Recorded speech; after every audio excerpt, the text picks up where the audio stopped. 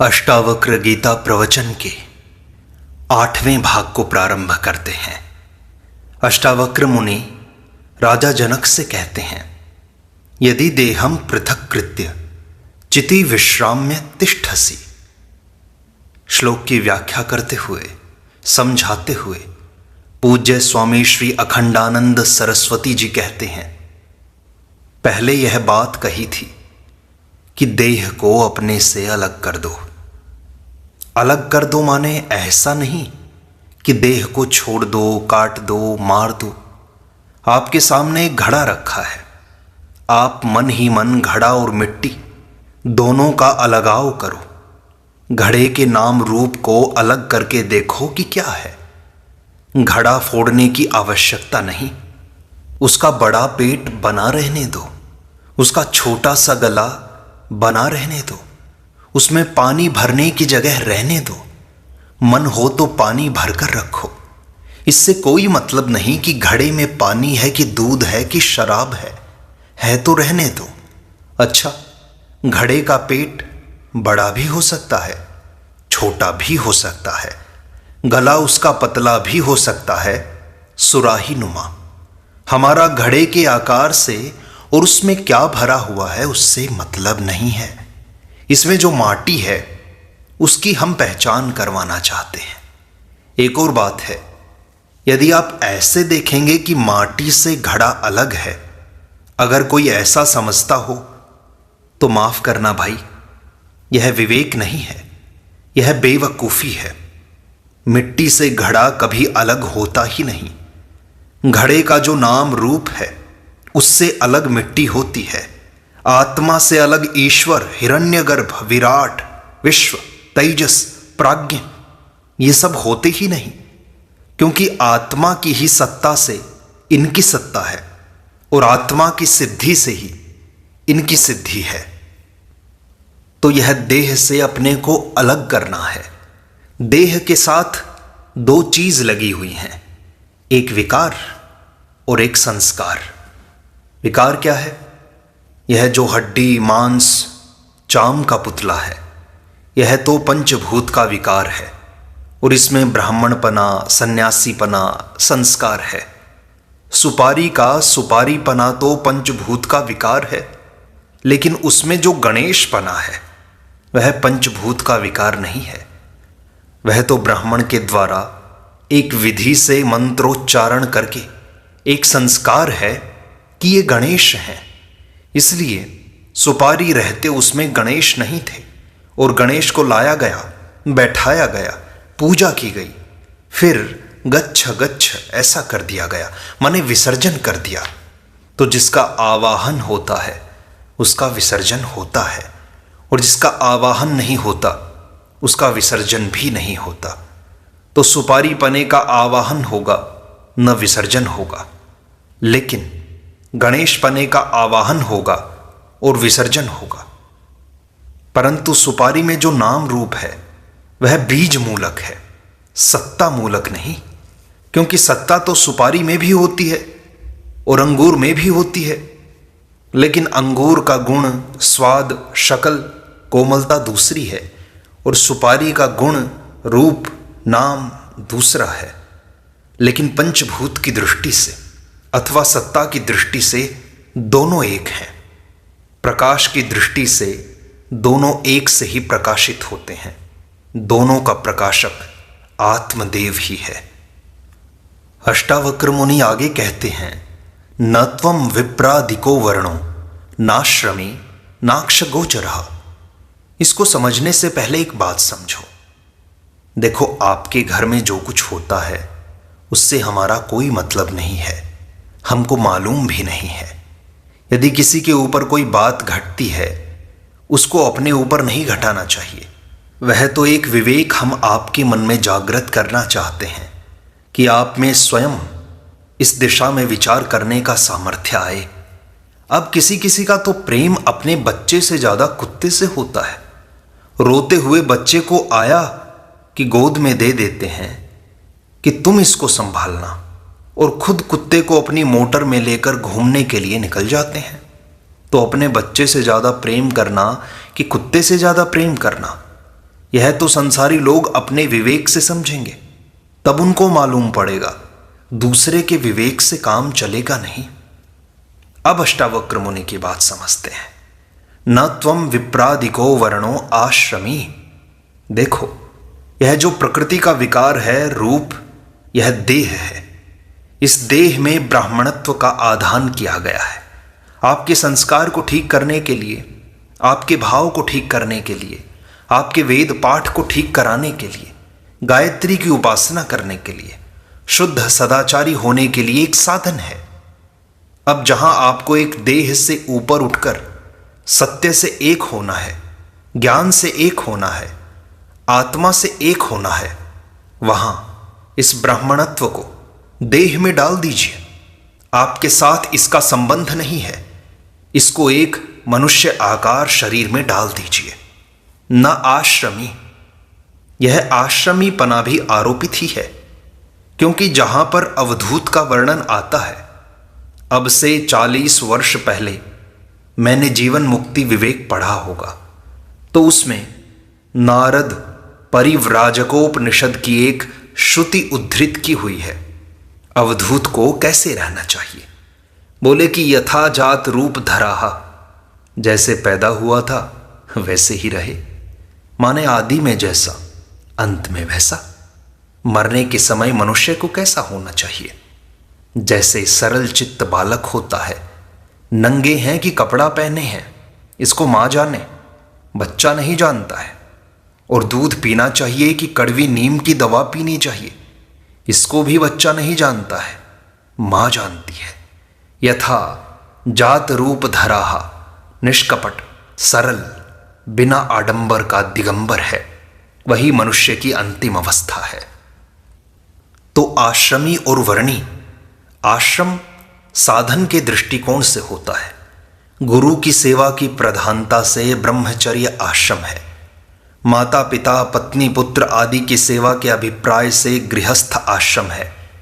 असंगता के अभिप्राय से वानप्रस्थ आश्रम है। धर्म के लिए ब्रह्मचर्य, उपासना के लिए गृहस्थ और योग के लिए वानप्रस्थ, ये आश्रम है।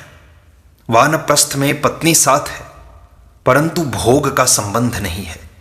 योग तो है परंतु भोग नहीं है।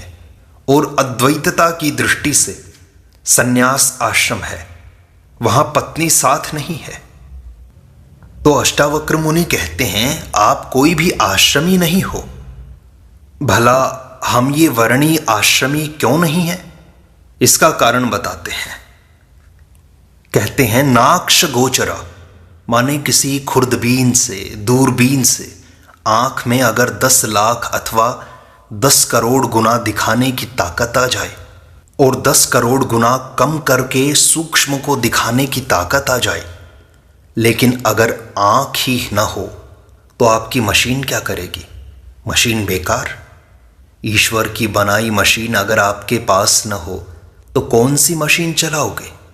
तुम्हारी बनाई जितनी मशीनें हैं वे ईश्वर की बनाई मशीन के साथ जुड़कर ही काम दे सकती हैं। दिल नहीं है, दिमाग नहीं है, तो मशीन करेगी क्या? कंप्यूटर क्या करेगा? तो बात यह है कि आप किसी भी इंद्रिय के विषय में नहीं हैं। विषय माने दृश्य, नाक्ष गोचरा, अक्ष माने इंद्रियां। मोटर के दोनों पहियों को जोड़ने के लिए जो एक बीच में डंडा सरीखा होता है उसको अक्ष कहेंगे। तो यह आत्मा और विषय को जोड़ने के बीच में जो धुरी है जिससे दुनिया की गाड़ी चलती है उसको बोलते हैं अक्ष। यह इंद्रियां, यह मनोवृत्तियां एक पहिए की जगह पर आत्मा है और एक पहिए की जगह पर संसार का विषय है। तो इदम अश्नुते इति अक्षः, जो इंद्रिय और विषय दोनों को छूता हो उसका नाम अक्ष है। तो असल में यह अक्ष जो है वो आपको छूता नहीं, एक और अहंकार को छूता है और एक और विषय को छूता है और यह बीच में रहता है। अहंकार उपलक्षित आत्म वस्तु को नहीं छूता। इसलिए 3 बात आपको ध्यान में आनी चाहिए कि पहले तो वर्ण और आश्रम का भेद आत्मा में नहीं है, शरीर में है।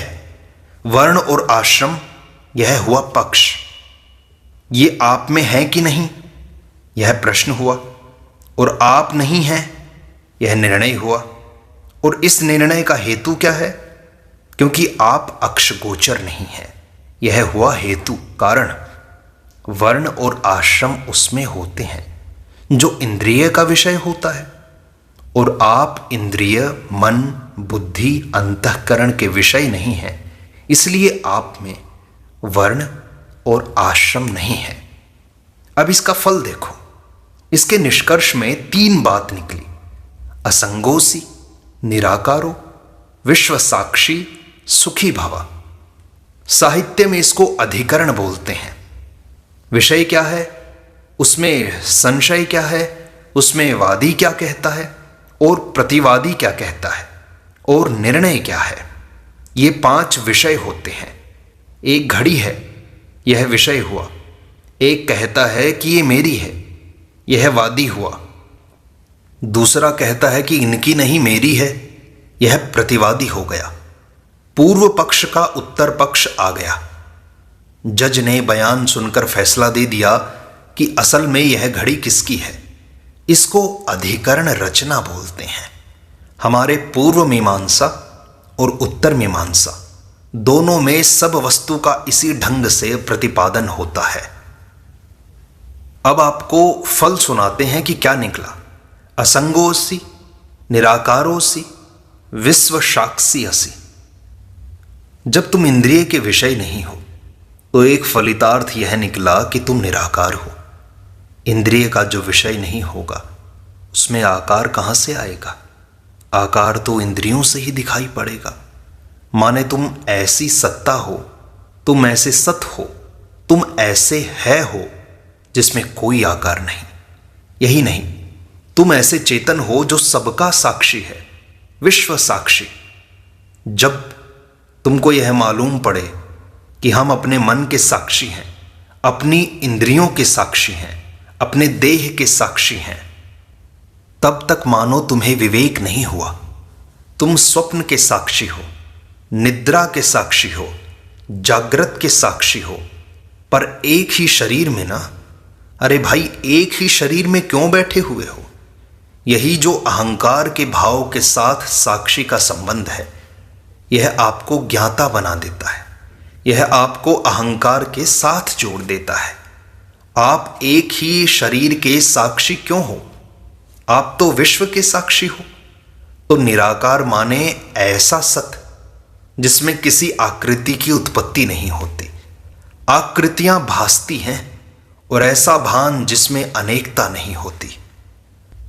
तो नारायण, ऐसे सत हो तुम जिसमें आकृतियां बिना हुए ही मालूम पड़ती हैं, और ऐसे साक्षी हो तुम जिसमें यह विश्वाकार वृत्ति, ईश्वराकार वृत्ति, ब्रह्माकार वृत्ति और जगद आकार वृत्ति, ये सब की सब झूठ ही मालूम पड़ती हैं। वह हो तुम विश्व साक्षी। और असंगोसी अर्थात तुम वह आनंद हो जिसको बाहर से आनंद की कोई आवश्यकता नहीं है। आप देखो, आसक्ति बड़ी विचित्र विचित्र होती है। एक निकम्मेपन से आसक्ति होती है। आपने इस आसक्ति पर ध्यान दिया है कि नहीं? हमने देखा है कि जवान भी निकम्मेपन में आसक्त होते हैं। बोलने लगे भाई कि यह कोई शास्त्रीय आसक्ति है कि ऐसे ही आपने अपने मन से बना दी है। आपको गीता में से बता देते हैं, इसका नाम आसक्ति ही है। माते संगो अस्तु अकर्मणि, अकर्मणि ते संगः न अस्तु। यह अकर्मासक्ति है। अकर्मासक्ति माने बैठे हैं, पांव फैलाकर सो रहे हैं, ताश खेल रहे हैं। यह क्या है कि जुए में पैसा पैदा कर लें, अचानक ईश्वर हमारे घर में आकर पैसा बरसा जाएगा। तो यही निकम्मापन आसक्ति है।